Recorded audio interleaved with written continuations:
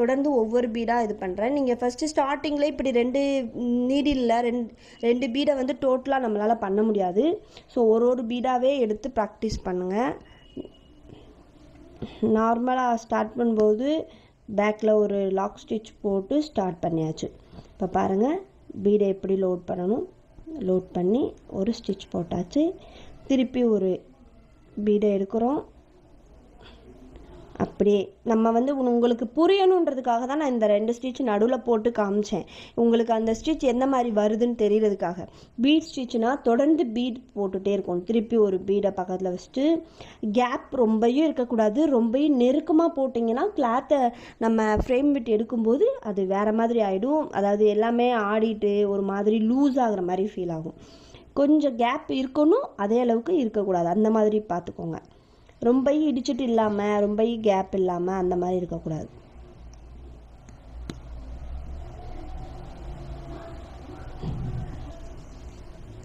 இதே மாதிரி தான் ஒவ்வொரு த்ரெட்டில் இதை விட்டு நம்ம பண்ணணும்.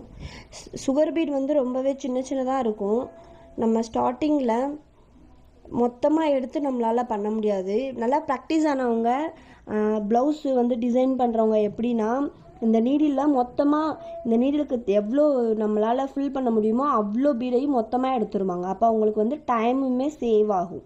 நம்ம இப்போ ஒவ்வொரு டைமும் இப்படி போய் ஒன்றா லோட் பண்ணிட்டு வந்து பண்ணுறதுக்கும் மொத்தமாக ஒரு 10 பீடை லோட் பண்ணி பண்ணுறதுக்கும் டைம் டிஃப்ரென்ஸ் இருக்குது. சரியா? அவங்க வந்து அந்த ப்ராக்டிஸ் அவங்க நல்லா பண்ணி ப்ளவுஸ் டிசைன் வரும்போது உங்களுக்கே வந்துடும். இந்த ஸ்டிச்சஸ் தொடர்ந்து பண்ணும்போது உங்களுக்கே ஸ்பீடாக வந்துடும். ஸ்டார்டிங்கில் வந்து உங்களுக்கு புரியணும். அதுக்காக தான் பாருங்கள், இதோட கேப் வந்து எந்த மாதிரி இருக்குது. இப்போ நான் இதுலேயே கொஞ்சம் கேப் விட்டு காமிக்கிறேன், அது எந்த மாதிரி இருக்குன்னு பாருங்கள். இந்த இவ்வளோ கேப் விட்டு பண்ணும்போது டிஃப்ரென்ஸ் தெரியும் நமக்கு. அது பீட் ஸ்டிச் மாதிரியே ஃபீல் ஆகாது. இவ்வளோ கேப் விட்டு பண்ணோம்னா நார்மலாக பீடை பக்கத்தில் வச்சு பண்ண ஃபஸ்ட்டு இதுக்கும் இப்போ நான் உங்களுக்கு கேப் விட்டு பண்ணுறேன் பாருங்கள்.